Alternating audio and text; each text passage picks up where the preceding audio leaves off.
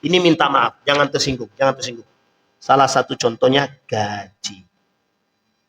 Gaji itu kan halal tuh. Tapi punya potensi kepada keharaman kah? Itu yang kemudian dipahami oleh para ulama. Maka kata orang yang bertakwa tadi, kata orang yang warok dengan ketakwaan tadi, maka dia berhati-hati dari situ. Maka Bapak Ibu temukan, mesti akan Bapak Ibu temukan, kenapa ente nggak mau jadi PNS? Dijawab sama dia. Ini saya pernah tanyakan langsung. Pak, Bapak nggak mau jadi PNS? Nggak mau saya jadi PNS. Kenapa itu? Khawatir yang saya makan itu haram. Pak, tapi gajinya kan halal kata para ulama. Itu kan kata para ulama, tapi kan ada potensi juga. Kita nggak tahu dari mana hasilnya. Mikir saya, Pak. Astagfirullahaladzim. Alhamdulillahirabbil alamin wa bihi nasta'in ala umuri dunya waddin. Wassalatu wassalamu ala asyrafil anbiya'i wal mursalin wa ala alihi wa sahbihi ajma'in. Allahumma salli wa sallim wa barik ala hadzal nabiyil karim. Allahumma salli ala Muhammad wa ala ali Muhammad fil alamin innaka Hamidum Majid. Ya ayuhan nasu taqu rabbakum alladhi khalaqakum min nafsin wahidah wa khalaqa minha zawjaha wa batha minhuma rijalan katsiran wa nisaa'a wattaqullaha alladhi tasaaluna bihi wal arham innallaha kana 'alaikum raqiba. Puji syukur kehadirat Allah dengan mengucapkan alhamdulillah ya rabbil alamin, bersalawat kepada Nabi dengan mengucapkan Allahumma salli ala Muhammad wa ala ali Muhammad fil alamin innaka Hamidum Majid. Baik Bapak Ibu sekalian yang berbahagia, mudah-mudahan di malam hari ini Allah melimpahkan rahmat dan keberkahan kepada kita semua. Amin ya rabbal alamin. Baik Bapak Ibu, kita lanjut pada kajian kita halal dan haram karya Imam Al-Ghazali, percikan daripada kitab Ihya Ulumuddin. Kemarin kita sampai pada sumber jenis serta sumber harta halal dan haram. Di dalam bagan yang singkat, jenis harta haram itu terbagi dua. Satu, pembahasan pada karena bendanya. Yang kedua, pada karena cara memperolehnya. Oke, Ibu ya. Baik, pada jenis harta haram pada poin yang pertama karena bendanya, itu banyak. Yang benda-benda tersebut yang dikategorikan haram itu, ada yang haram secara jenis ya. Haram secara jenis, ada babi. Dan ini sudah kita bahas kemarin, babi, kemudian ada khamar. Menyebutkan babi tidak perlu pakai penekanan ya.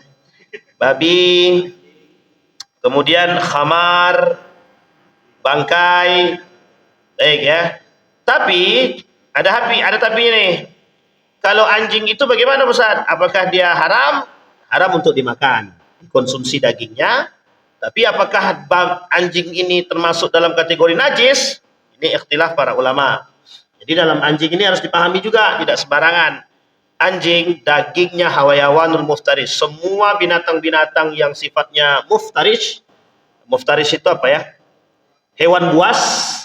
Makasih tuh, dibantu sama. Hewan-hewan buas itu maka hukumnya memakannya hukumnya haram. Tetapi apakah dia najis atau tidak najisnya ini ikhtilaf. Tapi kalau Bapak Ibu berpandangan mazhab Syafi'i, mulai dari ujung kuku sampai ujung akhir semuanya najis. Makanya kalau dia sentuh disamak deh. 6 kali dengan dengan air, 1 kali dengan pasir ataupun tanah ataupun sabun, kalau diistilahkan modern sabun dan lain sebagainya. Dan ini ikhtilaf. Baik, khamar ini banyak contoh yang tadi yang sudah pernah kita bahas juga, narkoba, ganja dan lain sebagainya.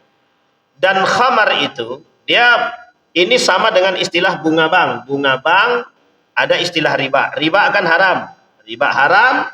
Kemudian bunga banknya bagaimana? Ini istilah khamar juga disamakan begitu. Yang membuat khamar itu haram apa? Apa yang membuat khamar itu haram? Memabukkan. Apa yang membuat orang itu memabukkan? Alkoholnya. Sekarang pertanyaannya, alkoholnya ini seperti apa? Mau banyak, mau sedikit alkohol dalam minuman, mau mabuk atau tidak mabuk, tetap haram. Maka pemahaman haram alkohol di sini, itu nanti ada pembahasan khusus tentang alkohol. Dia alkohol ini ada untuk minuman, ada untuk kesehatan, kemudian ada alkohol untuk parfum. Dan ini ketiga-tiga ini punya pemahaman hukum berbeda-beda. Khamar untuk minuman, apapun alasannya, 1% kah, 0% kah, 0, sekian persen kah, maksudnya bukan 0% ya, 0, sekian persen kah, asal ada alkoholnya minuman tersebut jadi haram. Tapi pada kesehatan bukan seperti itu cara memahaminya. Yang dengan minyak wangi juga berbeda cara memahaminya. Jadi ada tingkatan poinnya pada aspek tertentu khamar tersebut. Pertanyaannya, apakah semua khamar itu adalah alkohol? Apakah setiap pada khamar itu ada alkohol? Apakah setiap alkohol itu adalah khamar? Tidak. Cara memahaminya begitu.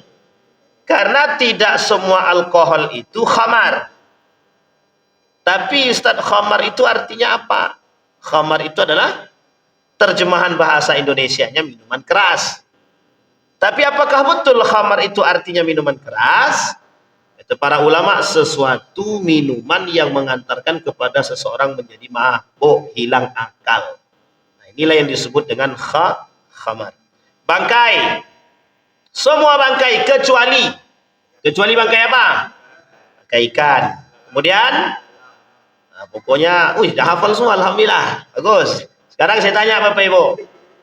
Tanya sama Bapak Ibu. Ada ikan di pasar. Ikan di pasar. Kira-kira memotong ikan ini perlu pakai bismillah nggak, membunuh ikan ini? Perlu apa tidak? Nah, ini lagi-lagi ikhtilaf dalam urusan fikih. Nanti kita bahas satu-satu. Ini masih jauh sangat, tapi kita bahas. Baik. Kemudian yang kedua, karena cara memperolehnya. Pokoknya yang ada nanya, langsung nanya aja Bu. Nggak usah Bapak Ibu, jangan pikir-pikir. Cara memperolehnya. Tadi sudah kita sampaikan, dirampas tanpa hak. Yang pertama kemarin kita sampaikan, barang itu dirampas tanpa hak. Maksudnya bagaimana? Contoh mencuri. Mencuri, menggosok, membegal, segala macam. Karena itu kan bukan haknya dia yang diambil, tapi hak orang. Yang kedua, dipaksa dari orang yang tidak layak dirampas. Contoh pungutan liar. Nah, pungutan liar ini juga sama, ini masalah juga itu, pungutan liar itu. Oleh para ulama juga menjadi persoalan itu. Dan ini bahasannya khusus. Bagaimana hukum pungutan liar dalam Islam? Nah, itu ada bahasan khusus, panjang kali. Yusuf Qaradawi ini. Jadi halal haram ini nggak selesai kalau dibahas dengan 10 SKS itu. Karena setiap tahun pasti ada pembahasan baru. Memakai peci untuk sholat tapi peci orang. Ngambilnya pun tanpa izin. Kira-kira gimana itu coba? Peci orang tapi kita gunakan untuk sholat itu. Nah, itu istilahnya sama. Sama hal-hal seperti ini. Baik, pungutan liar. Nggak boleh ya. Sekalipun pungutan liar itu untuk kurban, untuk orang sakit. Pungutan liar. Tujuannya baik, cara mengambilnya tidak baik. Berarti dihakimi bagaimana cara menghukuminya Pak Ustaz? Ikhtilaf para ulama. Satu mengatakan, kata para ulama, yang satu cara ketika dia mengambil dengan cara tidak baik, maka hukumnya haram. Tapi ketika diperuntukkan untuk yang baik, dia dapat pahala. Jadi dua ini dipisah. Haram, tetap dosa. Perbuatan baik tetap dapat pahala. Baik. Yang ketiga, diambil paksa oleh yang berhak. Contoh, pungutan zakat lebih daripada kadarnya. Pungutan zakat seharusnya zakatnya dia cuma 200.000. Tapi diminta lebih dari 200.000 atau 300.000. 100.000-nya bukan haknya Basnas. Bukan haknya lembaga amil zakat manapun. Jadi tak boleh lebih. Kalau zakat tuh, kalau dia mau melebihkan sendiri tak ada masalah. Misal, saya bayar zakat. Zakat saya sebenarnya cuma 200.000. Tapi saya bayar 300.000. Boleh nggak? Boleh nggak? 200 jadi zakat, 100-nya jadi sedekah. Itu caranya, cara memahaminya. Tapi kalau diambil paksa lebih, tidak boleh. Tidak boleh. Bayar zakat Guardi. Berapa zakatku? 400.000. Padahal zakatnya cuma 200.000. 400.000 untuk tahun yang akan datang. Tidak bisa. Tidak boleh. Itu namanya pemaksaan. Ngambil paksa nggak boleh. Meskipun pengambilan zakat itu memang boleh dipaksa. Boleh enggak dipaksa, Ustaz? Boleh. Boleh banget itu. Mengambil zakat dipaksa itu boleh. Makanya bahasanya khuz, ambillah kata dia. Nah, ulama berbeda pendapat mana ambillah itu. Ambil paksa aja lah kata gitu. Sebagian mengatakan. Makanya Abu Bakar memerangi orang-orang yang tidak bayar zakat. Transaksi rusak atau tidak sah. Contoh jual babi, dapat untung. Jual khamar, minuman keras, dapat untung. Itu sama tuh transaksinya rusak itu. Transaksinya rusak. Misal, dia jualan khamar. Sama istilahnya, dia punya konten YouTube, tapi maling. Itu sama tuh. Ini banyak. Karena saya merasakan soalnya. Banyak kali video dia ambil orang tapi nggak tahu siapa yang ngambil gitu. Dan itu maling. Nah, kalau dia dapat untung dari situ tuh haram itu. Ada. Tapi Ustadz itu kan untuk dakwah Ustadz. Kalau kata istilah Ustadz Abdul Somad itu apa namanya? Promosi endorse, terserahlah apa namanya. Bola itu kan. Baik. Menjual khamar, menjual babi, menjual anjing, menjual tua, dan semua barang haram yang dijual. Dapat untung dari situ. Itu tidak boleh. Ada satu hal. Ustaz ya. Kalau menjual kondom bagaimana? Bapak Ibu percaya tidak ada yang bertanya begini sama saya? Ada, Pak. Saya pun jawabnya bingung. Saya bilang, pelakunya bagaimana? Udah nikah atau belum? Udah, Bos. Nah, kalau udah nikah ngapain pakai apa bahasa halusnya? Alat kontrasepsi. Stres itu. Nggak usah, kami mau pengen menjaga biar nggak punya anak aja. Ya kalau dipakai dalam konteks kalau dia yang memakai adalah orang yang suami istri. Tapi kalau dipakaikan pada hal yang mereka bukan suami istri, ya nggak bisa juga. Mereka berarti jatuhnya haram. Nah, ini nggak bisa juga. Banyak perkara yang perlu memang tugasnya majelis ulama itu memang berat memang. Karena banyak sekali perkara-perkara kontemporer itu yang memang harus dihakimi. Contoh kasus yang kemarin itu, hukumnya bagaimana hukumnya mengambil pajak dari orang miskin. Haram kata majelis ulama kan, bagus tuh. Mengambil pajak dari orang miskin hukumnya haram karena pemaksaan itu. Maka diharamkanlah gitu. Jadi kalau haram bagaimana? Ini bahaya masalah lagi. Ini panjang lagi ceritanya kan, kemana-mana tuh. Tapi kita bahas nanti pada poinnya. Ini masih pada etik, belum pada hukum. Sukarela tapi tidak sah. Sukarela, cara mendapatkannya, sukarela tapi tidak sah. Hibah dengan syarat yang cacat.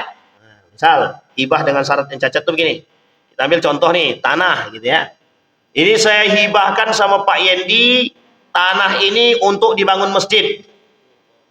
Tapi ternyata surat tanahnya itu sengketa. Itu kacau itu. Itu tidak sah itu. Atau misalkan seperti saya hibahkan tanah nih. Syaratnya Pak Yendi, nanti di atas tanah ini tolong bangun diskotik yang jualan khamar. Itu sama tuh. Tidak bisa diperuntukkan pada hal yang tidak benar. Atau tidak usahlah itu, untuk ternak babi aja lah. Atau untuk orang main biliar tapi dalam main biliar tadi ada jualan minuman khamar. Ini kan mendekat. Dia Bapak Ibu istilahnya gini tuh sekarang. Halal kata Nabi jelas, haram jelas, tengah-tengahnya kan mutasyabihat. Tapi ada persoalan lain mengantarkan kepada keharaman itu. Misal contoh. Kita berbicara tentang permainan. Apakah permainan itu dilabeli haram? Tidak. Main catur misalkan. Catur itu tidak bisa dikatakan haram langsung, nggak bisa. Tapi kalau catur dalamnya ada judi, langsung haram. Kalau main bola misalkan. Main bola hukumnya bagaimana? Boleh nggak kita main bola tuh? Boleh, olahraga boleh, sehat boleh. Cuma kalau di dalam olahraga itu sudah menghasilkan ladang perjudian, bagaimana? Berubah jadi haram. Sama istilah 17 Agustusan. 17 Agustusan kan ada main poli antar masyarakat. Tapi hukumnya mubah, boleh.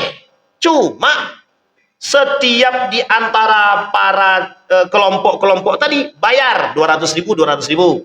Ternyata memperebutkan hasil bayaran tadi, pendaftaran tadi. maka langsung berubah menjadi judi. Langsung seketika itu berubah jadi haram. Jadi tak langsung haram, permainan tidak langsung haram. Cuma ada perbuatan yang mengantarkan kepada haraman. Itulah bahasanya para ulama, sesuatu yang mengantarkan kepada yang haram jadinya haram. Sesuatu yang mengantarkan kepada yang haram menjadi haram. Bapak Ibu memang, misal mohon maaf ya, Bapak Ibu punya toko, Ibu sewakan, Bapak Ibu sewakan. Sewakan nih, ternyata disewakan kepada orang yang, mohon maaf, ada namanya pijit plus. Tidak usah, biasa aja bang. Astagfirullahaladzim. Pijit plus itu kan tidak langsung haram nih. Yang punya menyewakan kepada orang lain. Kan duit yang dia dapat pada awalnya kan suci bersih. Hasil sewaan kan. Ternyata orang yang menyewa ini dia buka pijit plus. Paham sampai sini? Baik. Pijit plus. Kalau laki-laki dengan laki-laki, ya tidak ada masalah. Perempuan dengan perempuan, tidak ada masalah. Tapi berubah. Laki-laki, perempuan. Perempuan, laki-laki. Berubah seketika, hukum yang tadi mubah menjadi haram. Apakah duit ini langsung berubah menjadi haram sampai ke tangan? Tidak. Makanya ada tahapan-tahapan sesuatu yang mengantarkan kepada haram bisa menjadi haram. Atau kita menyediakan tempat yang tadinya tempat hukumnya tidak haram berubah jadi haram. Contoh, ada namanya air. Air dalam bak mandi. Hukum asal airnya apa? Suci kan? Bersih kan? Baik, dalam bak. Kalau bak kecil, berarti kan tidak bisa mensucikan. Tidak bisa pakai wudhu. Karena harus 2 kula atau air mengalir. Tapi suci, boleh diminum, boleh dibuat mandi, boleh mencuci. Kan begitu. Berubah seketika air yang suci ini tadi, yang bersih ini tadi, berubah jadi najis ketika masuk bangkai tikus, bangkai ayam, bangkai semua bangkai. Bangkai tikus, bangkai cicak, berubah warna, berubah bau. Kata Syafi'i, sekalipun tidak berubah baunya, sekalipun tidak berubah warnanya, sekalipun tidak berubah rasanya, kalau tak sampai dua kula, kata Imam Syafi'i, kata mazhab Syafi'i, tetap dia najis. Seketika yang suci berubah menjadi najis. Sampai di sini bisa dipahami Bapak Ibu? Nah, ini masih dalam tataran etik, belum sampai ke hukum. Baik, itu baru contoh-contoh. Warisan belum tuntas haknya. Ini sering terjadi. Warisan yang belum tuntas haknya. Harta yang diperoleh tanpa usaha yang kemarin kita sampaikan, warisan. Apa contohnya? Warisan yang belum, bagi waris yang belum sebelum utang lunas. Misal yang wafat ini, orang yang meninggal ini masih punya hutang. Cuma sudah bagi-bagi waris. Sehingga hutangnya si mayit ini belum selesai. Maka yang mengambil duit tadi, nah ini hati-hati nih, yang hati-hati. Yang makan duitnya itu berubah menjadi Tapi kalau kami tidak tahu, saat kami kira masih udah memang tidak ada lagi hutangnya. Nah, itu lain cerita. Sesuatu yang menyebabkan seseorang yang tadinya lapang bisa berubah menjadi sempit, itu jangan dibahas. Karena dia punya hukum sendiri. Ini yang dibahas dalam hukum adalah sesuatu yang lapang. Oke? Yang lapang. Maka kalau si mayit belum selesai hutang piutangnya, maka selesaikan dulu. Tapi sebelum selesai hutang piutang, sudah dimakan dulu sama anak-anak istrinya, maka ini masalah. Dan mereka memakan hak orang lain. Nah ini poin pentingnya. Dia memakan hak orang. Contoh. Bapak Ibu punya hutang. Tapi ini jangan sakit hati ya. Bapak Ibu punya hutang sama orang lain. Punya duit. Apa hukum membayar hutang? Kalau sudah punya duit wajib. Tapi Bapak Ibu tak mau bayar. Bapak Ibu justru pakai duit tadi untuk beli makanan. Di sini masalahnya. Ulama ikhtilaf. Yang paling tinggi mengatakan haram. Yang paling sederhana mengatakan makruh. Tidak ada yang mubah sama sekali. Kita sudah layak, duit sudah ada. Tapi kita nggak mau bayar hutang. Kan penyakit manusia sekarang paling malas bayar hutang. Berhutang mau, bayar nggak mau. Sampai ada pertanyaan begini, Ustaz. Ini ikhtilaf lagi nih, ikhtilaf. Ustaz, katanya, kami punya hutang sama bank konvensional, Ustaz. Hutangnya berapa tuh kata tadi ya? sekitar 150 juta. Bunganya 50 juta kata dia. Berarti semuanya berapa tuh? 200. Kami sudah bayar Ustaz. Sudah kami bayar. Tapi yang kami bayar baru pokoknya. Yang hutang 50 juta kami nggak mau bayar Ustaz. Nah, ikhtilaf. Kata teman-teman yang bermazhabkan Imam Ahmad ibn Hanbal atau Hambali, karena ada dalilnya. Urusan riba, bunga, nggak usah dibayar. Yang penting pokoknya selesai. Tapi dalam pandangan mazhab Syafi'i atau sebagian ulama yang lain, nggak bisa begitu. Yang namanya hutang tetap hutang. Sehingga ini ikhtilaf. Ikhtilaf, ya tergantung pegangan masing-masing. Kalau ada orang yang ambil tengah-tengah. Karena kami pengen selamat, Ustadz, nggak mau ini, kami berhutangnya 200 juta, karena 50 jutanya adalah bunga, tapi karena kami memang pengen cari selamat, kami nggak mau bayar yang 50 jutanya, cukup 150 doang. Itu namanya cari aman, cari untung. Jadi yang kayak gini nggak bisa Bapak Ibu. Ini etika dan hukum sejalan waktu itu. Artinya, kalau dalam pandangan sebagian para ulama yang punya hutang berapapun hutangnya, lunaskan hutangnya. Termasuk pendapat yang tadi saya katakan, kalau dia punya hutang 100 juta, 150 juta, bunganya 50 juta, berarti genapnya 200 juta. Maka dia harus membayar 200 juta. Tapi dalam mazhab Imam Ahmad ibn Hanbal mengatakan, dia cukup membayar 150 juta, yang 50 juta yang nggak usah. Tapi ingat, dalam akad pertamanya seperti apa? Ini poin penting, Pak. Apakah bisa akad perjanjian itu dibatalkan seketika dalam poin tertentu?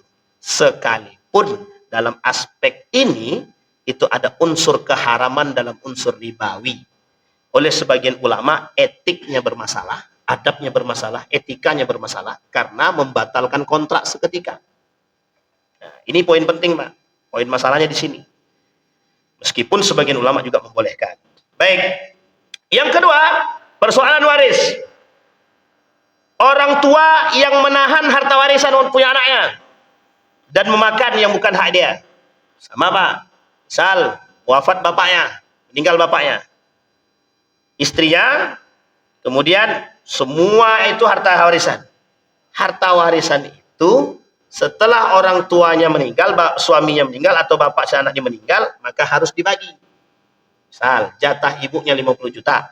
Dua anaknya lagi 25 atau 50. Berarti semua total 150 juta. Dipegang ibunya, dimakan, dibelikan makanan segala macam tanpa sepengetahuan anaknya. Mohon maaf Bapak Ibu, mohon maaf. Suka atau tidak suka Bapak Ibu dengan apa yang saya sampaikan. Yang dimakan haram. Jadi pahami ya Bapak Ibu ya. Hak orang sekali, nih, ini hukum khusus. Orang tua nggak boleh ngambil duit anak yang dikasih orang lain untuk anaknya. Saya kasih Bang Ardi, saya kasih uang 200.000 untuk anak Bang Ardi. Ingat ya, untuk anaknya. Bolehkah bapaknya memakai duit ini? Nggak boleh, itu urusan anaknya. Kecuali anak ini masih di bawah umur dan dia belum paham, cukup untuk disampaikan kepada anaknya. Kalau dia sudah mengerti dan sudah besar, sampaikan kepada anak itu. Nah, ini duit tadi dikasih orang untuk anak, Bapak pakai ya. Ya Pak, silahkan. Nah, itu baru boleh. Sama istilah duit anak yatim. Sekalipun anak yatim itu hidup bersama kita dan Bapak Ibu pakai duitnya tanpa sepengetahuan anaknya, kita sudah nyolong. Makanya istilahnya berat, Pak. Sesuatu yang sederhana begini sering terjadi. Kita perlu berhati-hati dengan satu hal yang sifatnya sepele. Saya pernah kaji, Pak. Apa hukum memakan uang pemberian orang lain untuk anaknya? Kita lihat kajian itu, Pak. Kita cari dalam beberapa kitab itu. Ternyata gak boleh. Sebelumnya pakai-pakai aja. Ternyata nggak boleh. Apa kata mazhab Syafi'i? Paling kontan tuh mazhab Syafi'i itu haram gitu deh. Parah tuh. Duit anak kita sendiri kandung, lagi anak kita kandung, cuma memang akadnya untuk anak, bukan untuk kita. Sampai sini paham ya Bapak Ibu ya? Nih, sama istilah harta warisan juga tadi. Harta warisan tadi juga nggak boleh Pak, Bapak Ibu ya, kita pakai sebelum harta itu dibagi-bagi. Bagi-bagi dulu. Atau kalau mau pakai sebenarnya pun itu juga termasuk kurang lazim, tapi masih sebagian ulama masih membolehkan dalam arti istilahnya minta izin. Misal ada kebutuhan, duit warisan tadi belum dibagi, harta warisan ini belum dibagi, tapi ada kebutuhan, sampaikan kepada anak-anak, nak maaf duitnya kami pakai ya, ibu pakai sementara, nanti ibu ganti. Boleh, tak ada masalah. Yang penting kata anak-anaknya oke. Kenapa demikian Bapak Ibu? Mohon maaf, perselisihan itu, duit ini bisa menimbulkan perselisihan kontan, bisa membuat orang berkelahi, bercok, baik anak, baik saudara. Sampai hari ini banyak kasus yang tidak tegur sapa antara anak dengan ibu, adik beradik kandung, tak ada yang mau tegur-tegur sapa. Ternyata kasusnya cuma masalah warisan. Jadi masalah warisan ini sensitif banget, hati-hati betul. Baik, itu cara memperoleh bagi warisan sebelum utang lunas untuk orang tua. Nah, sekarang Bapak Ibu sekalian yang berbahagia, kata Imam Al-Ghazali ada tingkatan atau level dalam urusan warok. Jadi orang yang memperhatikan urusan syubhat dan yang haram, maka masuk dalam kategori kata para ulama warok. Nah, warok ini ada tingkatannya. Warok itu apa Pak Ustadz? Menjaga diri dari perbuatan syubhat dan haram. Jadi orang yang menjaga diri dia dari perbuatan, dari makanan, dari cara mendapatkan yang haram dan syubhat, maka masuk kategori warok. Jangankan yang haram, jangankan yang haram Ustadz, jangankan yang haram, yang syubhat aja kami jaga. Berarti dia warok dia. Dia nggak pengen makan yang haram, dia nggak pengen makan yang syubhat, dia nggak pengen. Dan ini bagus Bapak Ibu, bagus sekali, baik sekali. Nah, tingkatannya ada. Baik, kata Imam Al-Ghazali ada beberapa tingkatan. Yang pertama, waroknya orang adil. Apa waroknya orang adil ini? Menghindari sesuatu yang menyebabkan seseorang menyandang predikat fasik. Status adil, kredibilitasnya gugur. Berganti status menjadi ahlul maksiat dan berpeluang masuk neraka. Sesuatu itu adalah barang-barang yang dihukumi haram oleh fatwa ahli fikih. Jadi, misal kata para ulama, tuak itu haram. Karena kan tak disebutkan dalam hadis Nabi tuak itu haram. Tak ada. Tuak itu kiasan saja kepada yang memabukkan.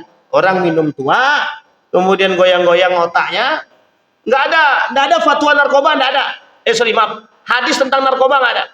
Apalagi tentang ganja tuh nggak ada.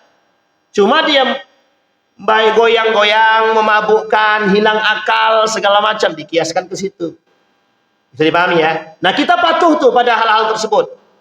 Nah, kalau kita patuh, maka kita termasuk waraknya orang adil. Kita ini orang-orang yang menjaga dari sesuatu yang zahir sifatnya, yang difatwakan. Contoh, kata para ulama, suap haram. Kita jaga diri daripada suap. Kita jaga diri daripada daging babi. Kita jaga diri daripada narkoba, ganja, dan rokok itu apa dalam rokok itu? Nikotin, dan lain sebagainya. Itu kita masih dalam tataran orang-orang yang warak, yang adil. Waraknya orang adil, tingkatan yang paling rendah. Tapi tetap warak ini, tetap warak, karena menjaga diri. Dan ini belum masuk dalam kategori menjaga syubhat, baru yang haram. Karena yang haram itu kan zahir, artinya sesuatu yang haram yang zahir, yang nampak.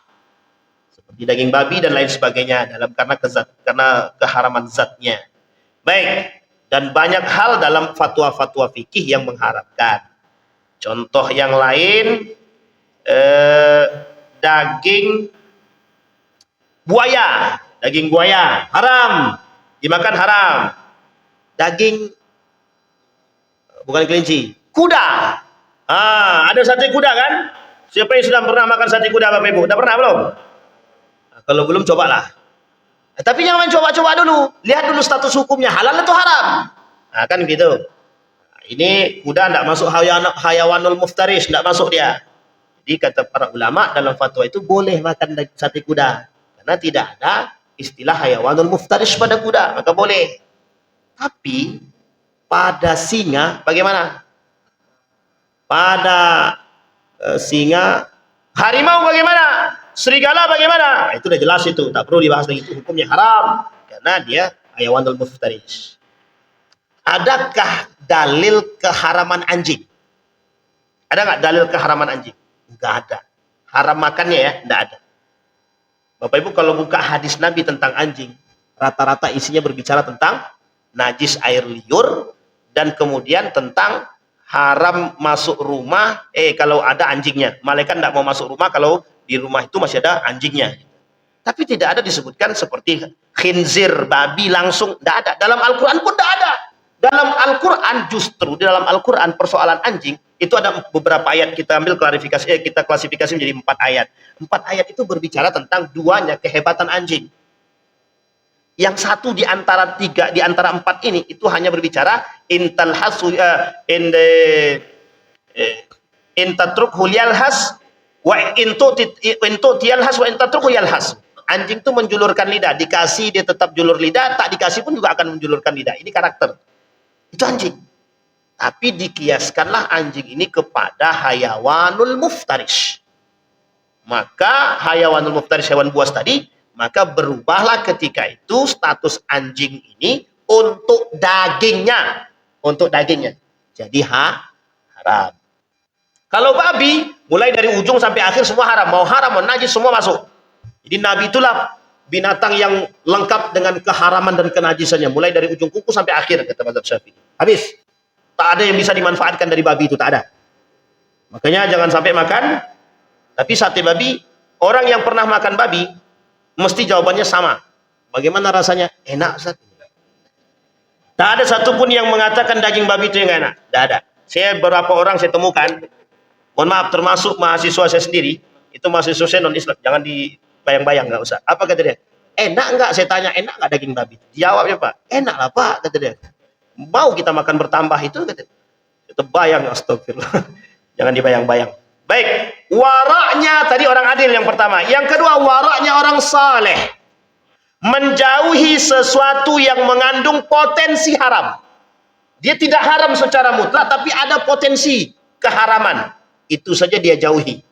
Tetapi mufti memfatwakan kehalalannya karena dia hanya menilai zahirnya.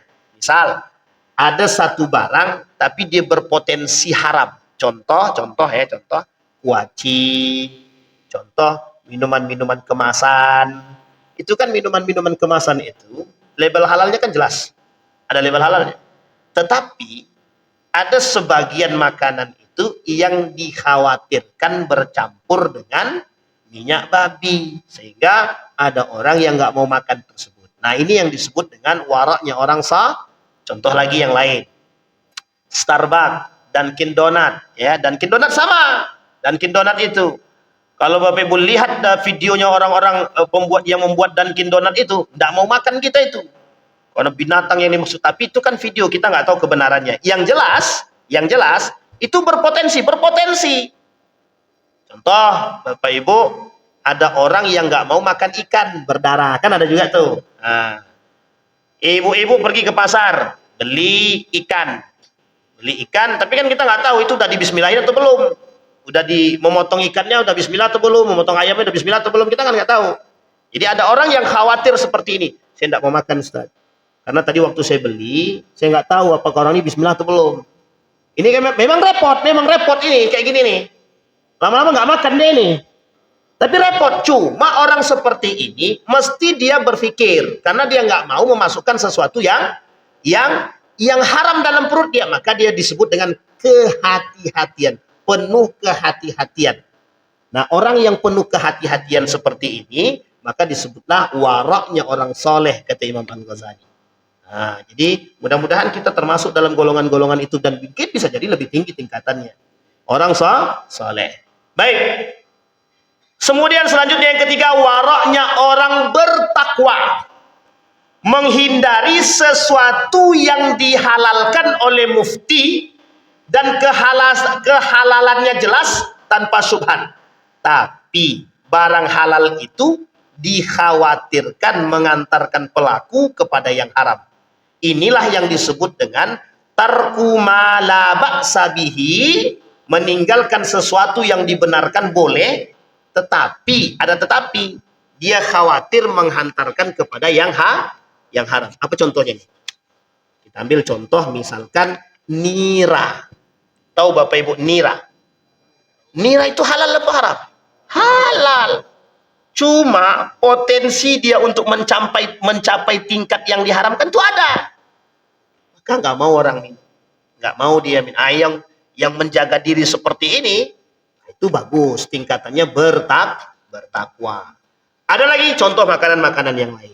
Yang sudah jelas. Yang tadi kita sampaikan. Dunkin Donuts, Starbucks, dan lain sebagainya itu sama.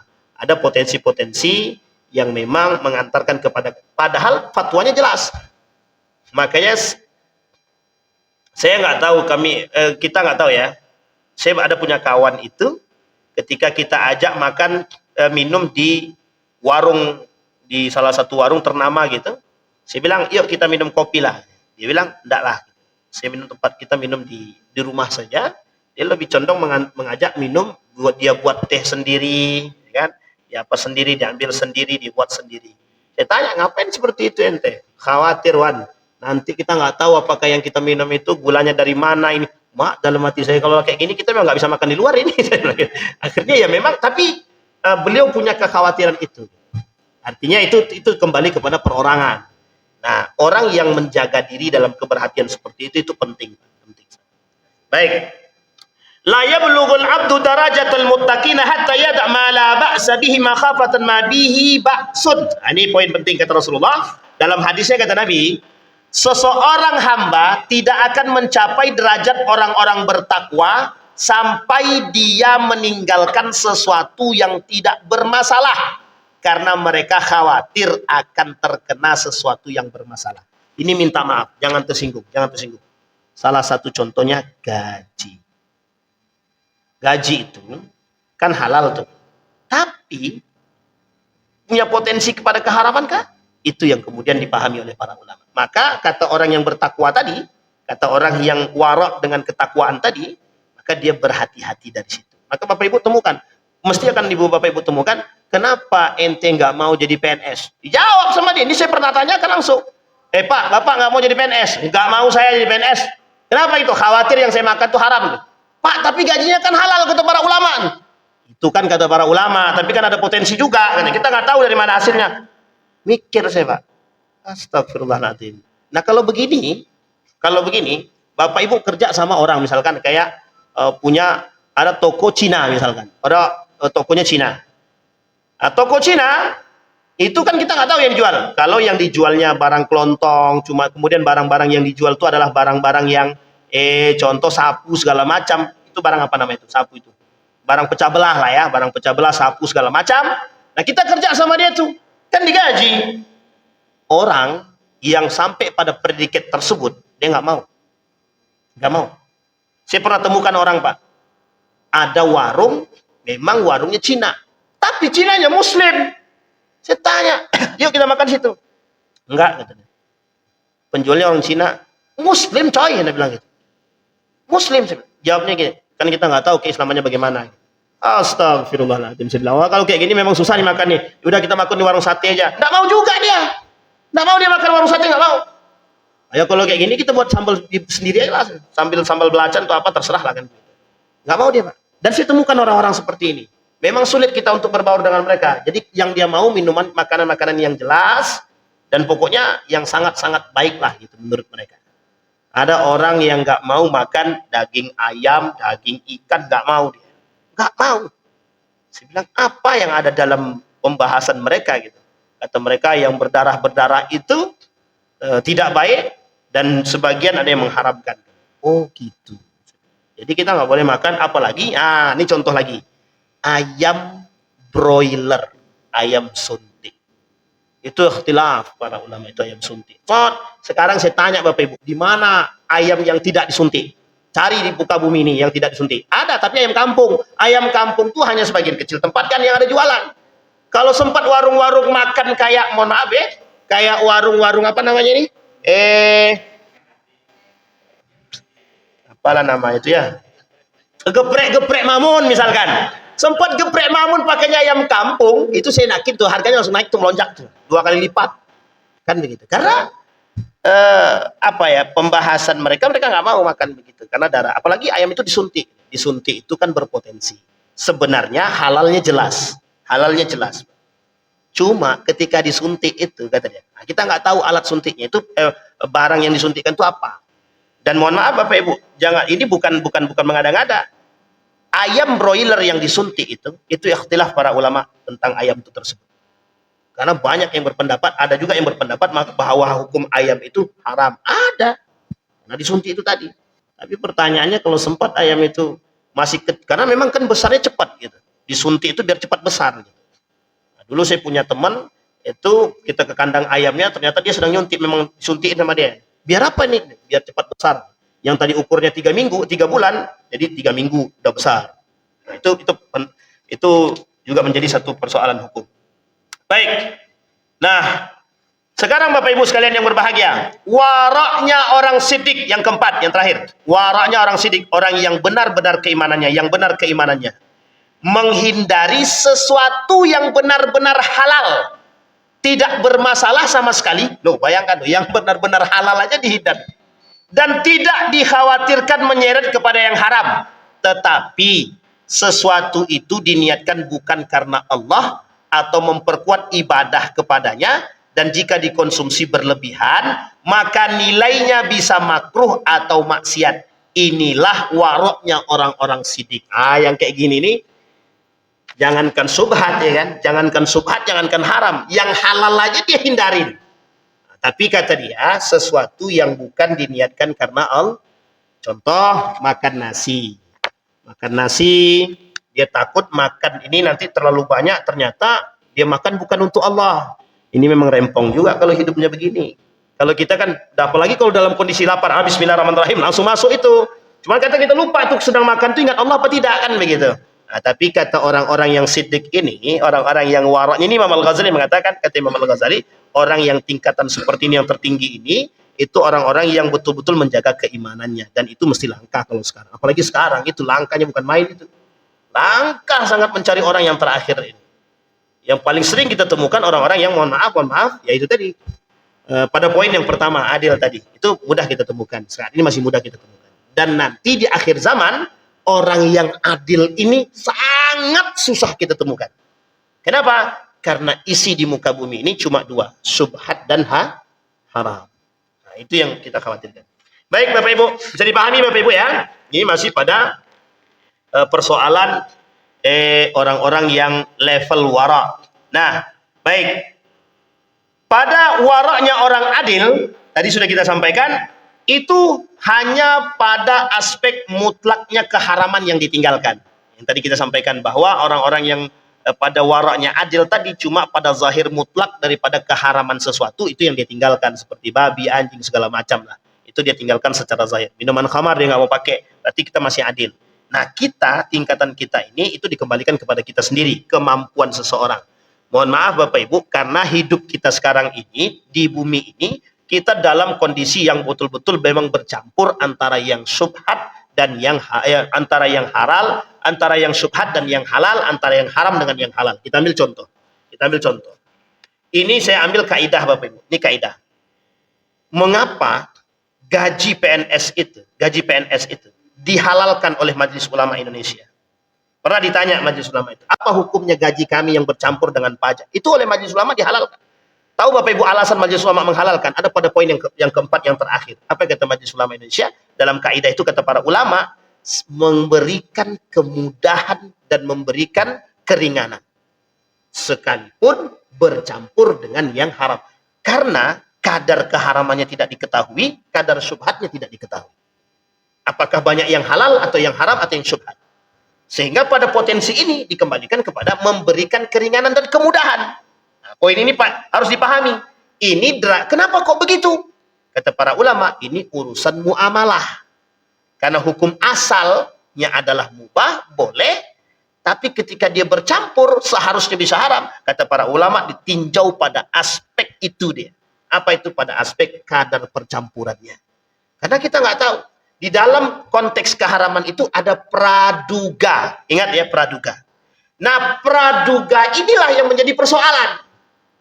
Kalau dikembalikan dalam urusan transaksi muamalah praduga, itu harus dihilangkan, dikembalikan kepada yang halal. Misal, saya duga ini ada yang haram. Ada yang haram, tapi kan tidak seutuhnya haram.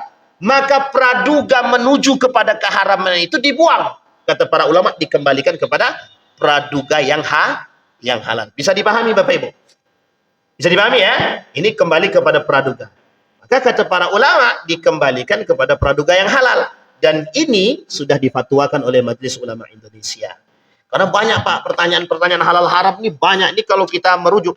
Kalau kita kembalikan kepada perorangan, misal per kelompok. Kita kembalikan misalkan kepada kelompok, misalkan mazhab Imam Ahmad bin Hanbal. Oh, kalau kita bicara pada mazhab Imam Ahmad bin Hanbal, sesuatu yang bercampur kepada yang halal, dari yang haram ataupun yang syubhat, berpotensi mengantarkan kepada yang haram. Ini masalah. Maka ada beberapa kelompok itu mereka mengharamkan yang bercampur dengan yang haram. Kemana hadisnya merujuk? Kepada yang tadi. Membeli baju dengan 10 dinar, 1 dinarnya haram, maka yang lain berubah jadi haram. Itu kembali rujukan hadisnya. Tetapi kata para ulama, ada kaidah yang dikembalikan. Kaidah. Apa kaidahnya? Yang tadi. Nah, ini Bapak Ibu menjawab pertanyaan Bapak kita yang kemarin, bahwa mengatakan bagaimana dengan status hukum ini?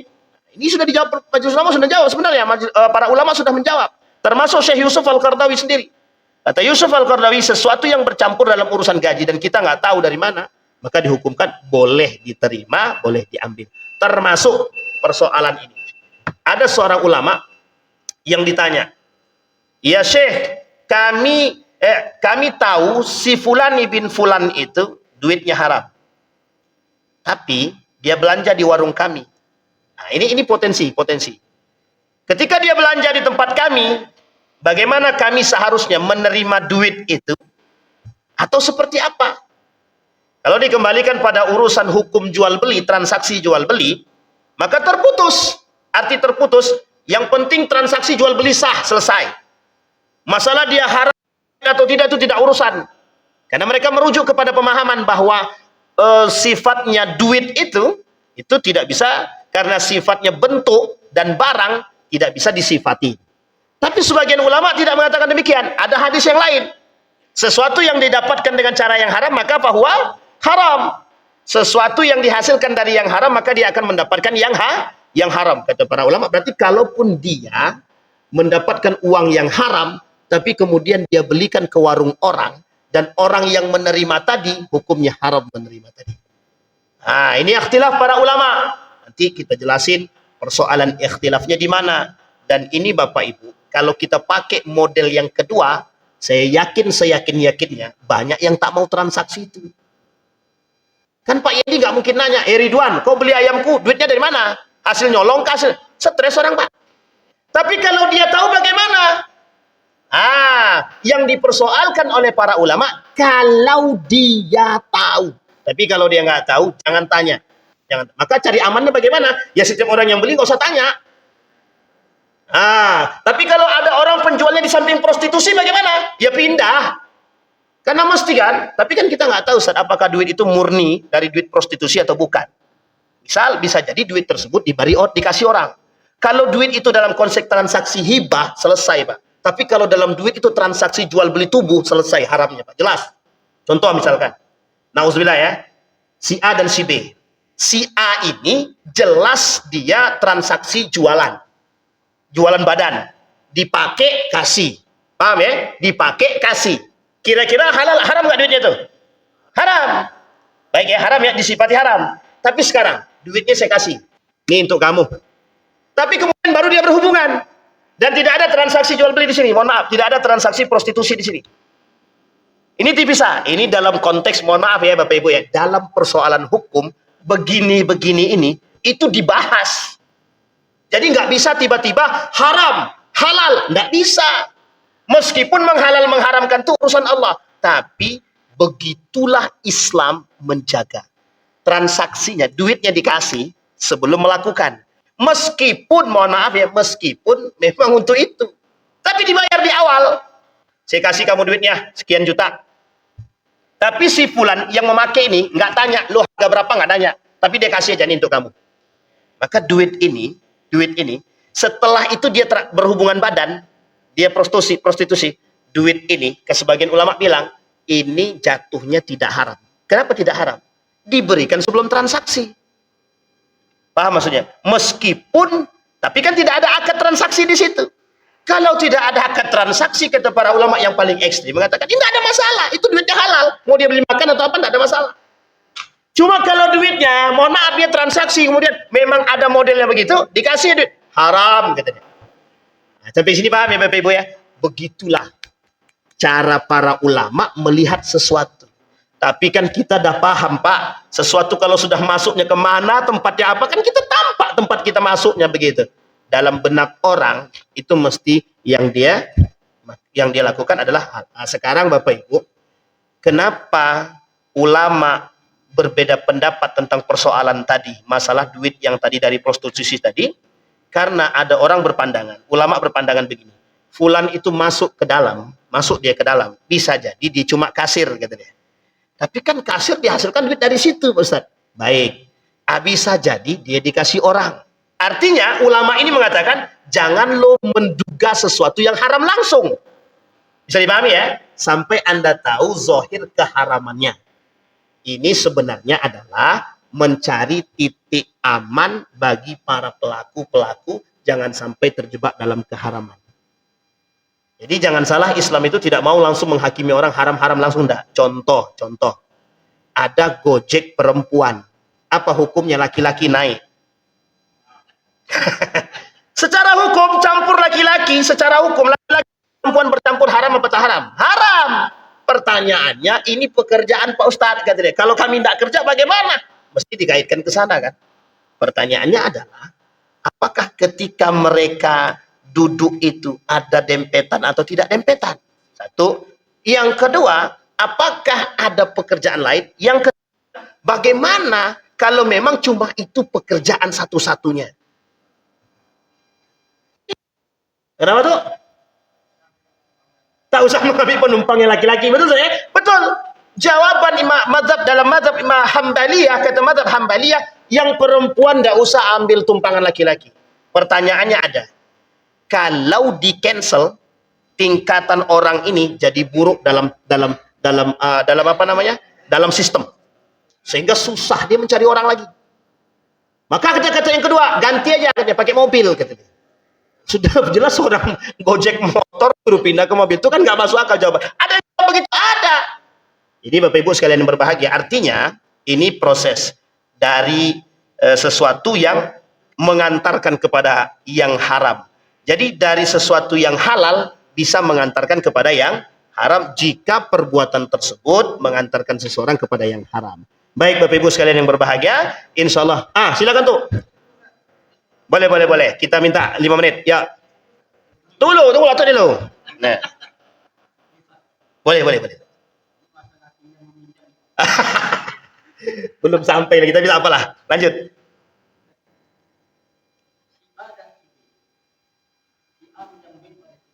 Betul. Ya. 2000. Baik.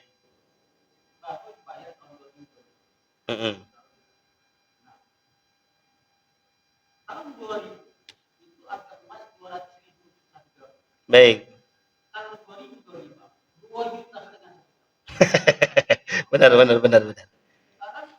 Kalau dibayar sesuai dengan uang yang dipinjam. Baik. Baik. Pertanyaannya adalah, dia pinjam uang apa pinjam emas? Pinjam uang. Berapapun yang dia pinjam, jangankan 5 tahun, 20 tahun pun jaraknya tetap balik yang sama. Sekalipun itu sudah tahun 2025. Kenapa demikian? Karena begini Bapak Ibu, tidak boleh ada tambahan dalam setiap transaksi pinjaman. Tidak boleh ada. Ini pinjaman ya, karena Bapak bertanya, Atuk bertanya pinjaman. Karena transaksi pinjaman ini nggak boleh ada tambahan sedikit pun. Ini ittafaqal ulama, semua ulama sepakat. Sekarang kita lihat lagi perbedaannya pada emas, pinjam emas. Saya pinjam sama Bang Ardi emas 5 emas. Satu emasnya 5 juta. Berarti kalau 5 berarti 25 juta. 25 juta di tahun 2023. Sementara di tahun 2024 berubah menjadi harga emas tadi, satu emasnya 6 juta. Berarti 6 kali 5, 30 juta. Berarti ada perbedaan harga jadi berapa? 5 juta. Pertanyaannya adalah, pinjam emas kembali apa? Baik, pinjam emas kembali emas. Pinjam perak kembali perak. Ustadz, tapi kan itu ada tambahan di situ. Nah, kata para ulama, tambahan itu tidak berlaku karena persyaratan pinjaman di awal. Jadi akad yang terpasang di awal itulah yang memberikan kesederhanaan. Sehingga kata Imam Hambali, orang syaratkan pinjaman maka dikategorikan riba. Makanya tidak boleh ada sedikit pun syarat. Sekalipun dia pinjam 5 tahun yang lalu, benar, tidak ada masalah. Mau 5 tahun, mau berapa tahun, kembalinya tetap yang sama. Tapi kan Ustadz, duit itu harusnya sudah bisa kami pakaikan. Ini persoalannya adalah di sini Anda meminjam, ada konsep yang disebut dengan ta'awud. Tapi ini berbeda Ustadz, kami pinjamnya di perbankan bagaimana? Baik, ini perbankan ya. Kita perbankan lain hukum. Lain hukum. Dia ada meminjam untuk usaha, ada meminjam untuk bantuan. Dan ini poin penting. Makanya kenapa dalam istilah ulama Mesir, bunga bank itu tidak dikatakan haram? Karena ini kan transaksi, gitu deh. Dia ngambil keuntungan.